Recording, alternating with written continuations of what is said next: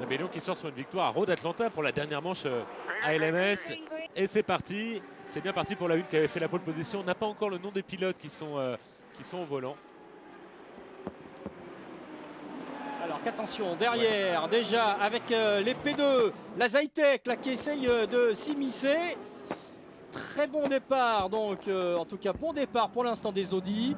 Du côté de Muscle Milk aussi. Attention derrière, on se frictionne déjà dans la catégorie GT. C'est une Corvette a priori qui sera en tête de la catégorie GT. Le départ raté de la Ferrari de Rizzi Competition. Alors est-ce qu'il n'y a pas aussi une Aston là, qui se serait très bien partie aussi? A priori c'est une Corvette et une Aston Martin, les deux premières places. Avec la Muscle Milk qui s'est intercalée entre les deux rébellions.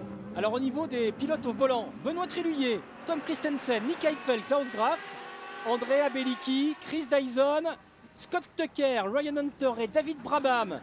L'arrivée de Extreme Speed Motorsport dans cette catégorie P2 avec une HPD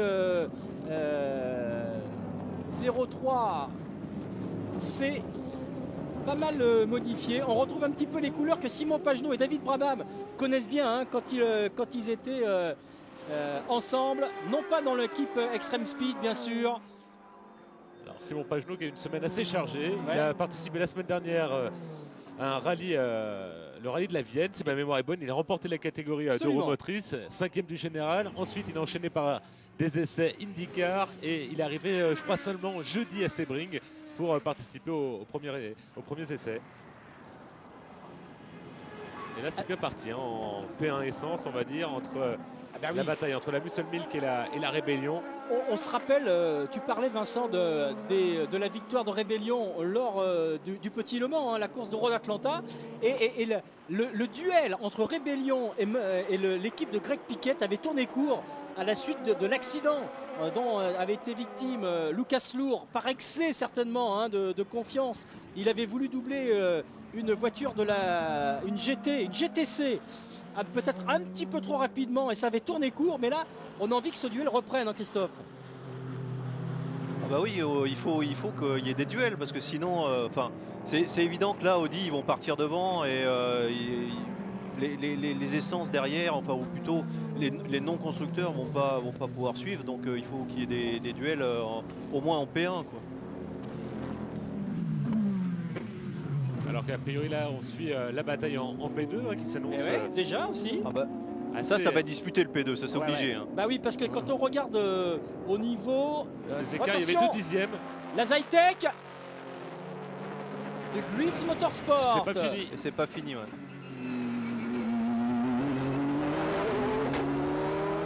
Virage numéro 10.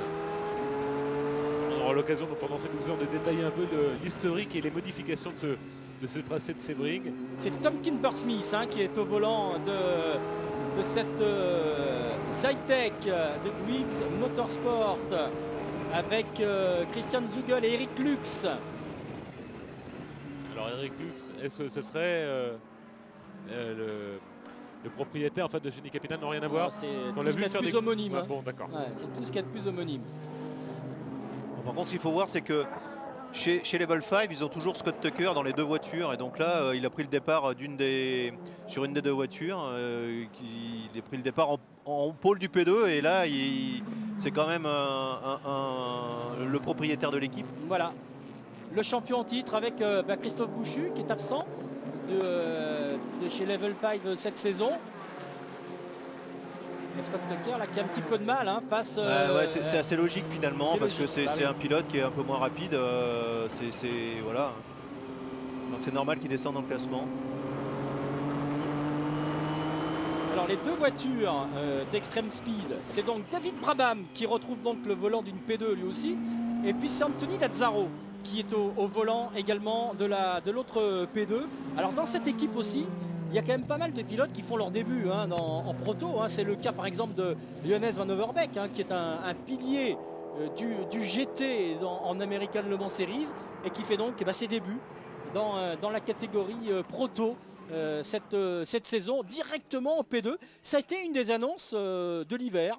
D'un seul coup, on s'attendait à retrouver Extreme Speed qui avait gagné en plus au Petit Le Mans la catégorie GT. On s'est dit ça y est, tout va bien. ils ont pris la vitesse de croisière en GT. Ils vont largement défendre les couleurs de Ferrari dans cette catégorie GT en 2013. Eh bien non, on a eu une autre ambition du côté de l'équipe de Scott Sharp. Est-ce que là encore, c'est l'annonce de la fusion avec le Grand Am? Est-ce que c'est le fait que en 2014, pour gagner en American Le Mans Series, il faudra une P2 ou une DP? On a décidé de passer dans cette catégorie P2 directement. On a mis les moyens avec ce qui reste certainement aussi un des meilleurs châssis P2 qui soit. Surtout aux États-Unis, ils le connaissent très très bien, ce châssis.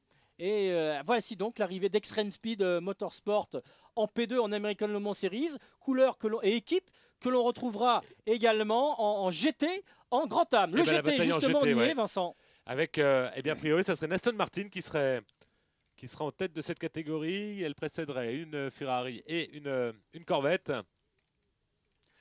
À signaler, c'est Pedro Lamy qui est en tête de cette catégorie avec l'Aston Martin devant Antonio Garcia, deuxième, Darren Turner, troisième.